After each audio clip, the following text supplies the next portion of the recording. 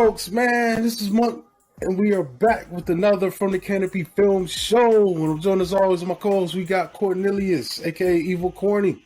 What's up, Cory? Chilling.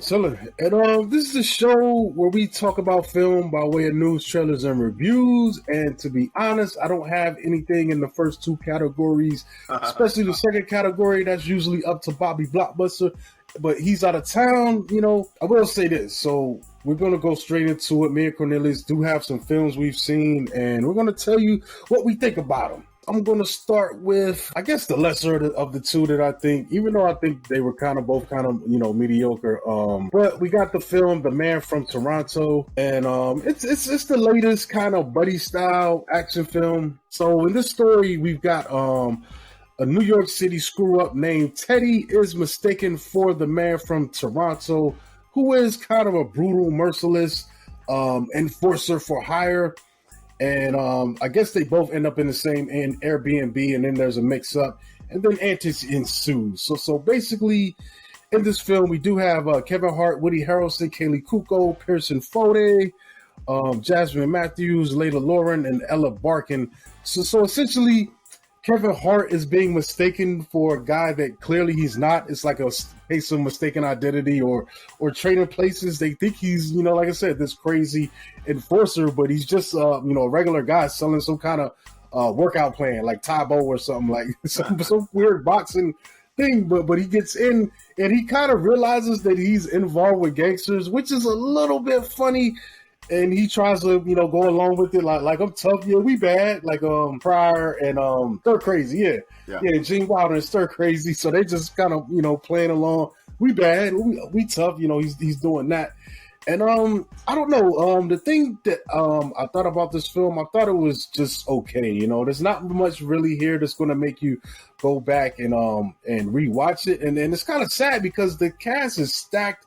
You've got people who have been good, like, pretty frequently. Like I'm used to Woody Harrelson being really good. I'm used to Kevin Hart being really funny, but somehow they don't seem to tap into that. A lot of the jokes feel like, the fifth or sixth take where, that we're not going to use, and even the action doesn't really stand out, a whole lot. Things are happening, there's shootouts, there's fights, but it's just, averagely done. I feel like this thing, that's what this thing should be called, The Average from Toronto, because that's basically what this film is, man. Like, it'll pass time and maybe entertain you a little bit. There were some parts that made me chuckle, but, other than that, it's not really much to it, Well, I was trying to look this up, but who was originally supposed to be in the film? I'm not sure. I have no idea. I haven't heard anything about, the backstory of it. Yeah, I wanted to say The Rock might have been supposedly supposed to be in it, and they replaced him with Woody Harrelson, or... that's interesting. It might have worked better if it was The Rock, man. Now that I think about it, just because him and Kevin are just so stupid together, I think that probably would have made it for a much better film. Not like Woody isn't good, but it's just different dynamic, But yeah, that's it for that one, man. I don't really have much to say about it, man. You check out anything since the last show? Really, the only new film I watched is a film called Dashcam. This is Dashcam from 2020. It says 2021, but it was another Dashcam that came out in 2021. But this one is starring Annie Hart. It's an American.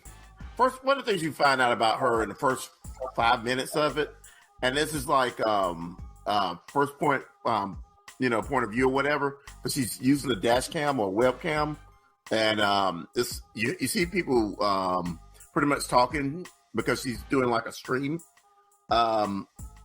But she goes to the UK and visits a friend of hers that's I think he might be either Pakistani or Indian. First off, when you see her at her house, Annie at her house, she has a MAGA cap, and from there, I'm saying to myself, she's going to the UK. She's this guy's friend. And it was an automatic clash because within a couple hours, she, the guy's girlfriend, who might be Asian, pretty much puts her out of their flat because she has a MAGA cap. From there, she steals the guy's car and it just goes from her just wandering around, kind of try to do some of the guy stops from his like DoorDash type job, and she might have encountered a bit of a vampire, and it goes from there. I thought it was a good premise for a film, and for the most part, I think it was executed well. But you had so much fucking shaky cam in this film that it was like real annoying to kind of watch. Like a found footage. It was found footage, but it's actually like a live web stream that's happening. So you'll have comments going on the screen from people that's actually watching the web stream, you know, the stream or whatever. But at the same time, you know, she's just running around and stuff. So a lot of that kind of became kind of it became kind of annoying because you kind of try to figure out exactly what's going on screen. At the same time, there's a bunch of shaky cam going on. I think parts of it was kind of brilliant because you don't really have to show too much like effects wise, so it could be done on a low budget. But it's like I said, it's just the fact that it was so much shaky cam. It, you know, I might rewatch this at some point, but I just think overall it's okay. It had more potential, you know, like watching it than it was executed. That's the best I want to describe it. But parts of it I did like, because her as a person, she's kind of a crappy person. You know, she has a MAGA cap. You know, there's some other little things that, you know, she does in it that's kind of annoying. Me and this person wouldn't get along, you know, like if we were, you know, to meet in person. That is one of the things that I said. They said it was kind of a film devoid of someone to cheer for in a way. Yeah. You know, like I said, she, you know, the guy's like a brown person and she has a MAGA cap. His girlfriend's Asian. It's, you know, she automatically just clashes with them, you know. Mm-hmm. And I kind of even wonder how she's friends with this guy. That's the main thing that's kind of confusing, you know, about that whole situation. Only other one I got is The Princess. So I watched this film. It's available on Hulu right now. If you got Hulu, you can watch it on there. So I think it premiered July 1st on there. And interesting premise: when a strong-willed princess refuses to wed a cruel sociopath, she is kidnapped and locked in a remote tower. With her scorned, vindictive suitor intent on taking her father's throne, the princess must protect her family and save the kingdom. And it's got a pretty interesting cast. We got Joey King, who plays the princess. Dominic Cooper plays one of the bad guys. Olga Kurylenko and Go Von. Ed Stoppard. But for the most part, they are all pretty, unknown actors. You know, the rest of them, you know. So here's what I will say, man. This is like it's an action film, man. It's an action adventure film, which I kind of like the genre. It takes place in medieval times, so that's the setup. If you're wondering what the scenery is, and you know, the film starts off with our princess pretty much tied up. You know, we learn later why, but in the course of this, you know, she frees herself and gets to kicking ass. Like it's almost like they kidnap a ninja warrior, you know. She's got on like a princess's outfit, but she's like giving it to these people, man. Sword fighting, chopping, kicking, throwing punches. Like it's like I think that's when this film works the best, when the action is happening, and there is a lot of action. I will say that, but at the same time, man, what really drags this film down for me is the in-between parts. The acting, you know, the plot is simple, which I don't mind, but it's like they break up the action in a way that makes it so disinteresting. You almost forget why you're watching this, you know what I'm saying? Until the next action scene goes on and you're like, oh yeah, all right, that's what I'm here for, man. Boom, boom, boom. And I mean, I don't know. The thing about it too, as well, is they're good action sequences, I think, but they're not like great. You know what I'm saying? They're almost on the edge. You know, it's like you're on a roller coaster and you keep going up and you get to, but you never come back down and get that rush. You know what I'm saying? They're coming back down. They're solid. They're entertaining. I think they would have been good enough had the rest of this film been better, in my opinion. You know what I'm saying? Yeah. So, you know, and maybe 2 out of 5 of the fights are pretty damn awesome. You know what I'm saying? You know, the rest are just like, okay. But like I said, the rest of it just really dragged this film down. The plot is just like, I don't care. And then the dialogue, man, it's just production issues. I felt like this film feels like it bit off more than it could chew budget wise. So you gotta compromise. And sometimes that can manifest itself in the actors you could get, or how many takes you could get to even get the stuff right. You might have capable actors, but a lot of that factors into it. And ultimately, it's just something that you're going to watch it and forget it like an hour after you watched it. You're just going to be like, all right, that was the thing, so let me go on to something else.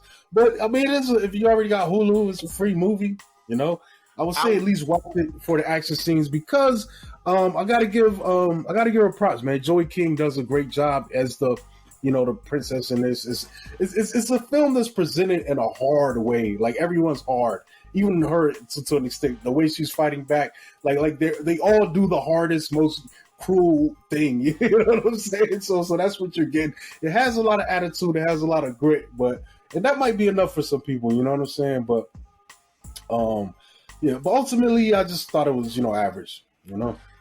I want to see it just because I saw the trailer a couple of days ago, and it just looks like she's kicking ass. That's all it is. Yeah, so I don't really have to worry about too much of a story, at all when I watch it. I mean, there is a cool dynamic where we get flashbacks of them showing us how she learned how to fight, and with other characters. But then, like I said, the modern moments with the main person that's after her and all that, it just really falls flat, man. Really bad, dude. Like, thinking about films that were kind of similar to this, like making like a medieval action type film. What did you think about the film Your Highness years ago? I didn't like that. I remember trying to watch it and trying to like it, but a lot of the comedy in it, I think, it kind of fell flat to me, and it was kind of trying to do the pacing of it, trying to do that joke a minute thing, and not a lot of it was landing for me, dude. Like, yeah, I don't think I like that one. I remember being excited when I heard it was coming out, and it's from the people, and it involved who it involved, but I didn't like it that much. Yeah, that's one I'm kind of interested in doing a rewatch. I remember being real excited about this, kind of like I am for the trailer. This was right after the end of the world or whatever, and that crew was like they were on fire in that movie. So I thought we were going to get the same continuance, but it didn't hit the same. But I think that's it, man. I'm gonna try to get to this lake. I think we got a patch of rain going over right now, but I look at the radar, it looks small, so in about 10-15 minutes it should be gone. But about to go over here, try to catch me some bass. I'm excited. Tomorrow we got Thor, Love and Thunder. At least I'm going to see it tomorrow. I got a 3 p.m. ticket for 3D too. So I was like, all right. And the only reason I picked 3 because it was the first one showing, you know what I'm saying, tomorrow. But yeah, I'm hyped for that, man. So I'm really excited. We'll definitely come back with, tell you guys what we think about that on the, the following episode. And Bobby Blockbuster should be back as well. But I think that's it, folks, man. We're going to catch you next time. This has been Monkey. Catch me at Monkey Blood on Twitter and Instagram. Follow us, man. Subscribe to this video that you're watching. You know what I'm saying? Or even if you're listening, and tell your friends about us. I'm Cornelius Bros. You can find me on Facebook, Cornelius Bros, on Instagram, Cornelius Bros, on Twitter at Cornelius1976, and on TikTok. I pretty much just watch TikToks, but I'm Cornelius1976 there too. Yeah, that's what's up, folks. All right, man, we out of here.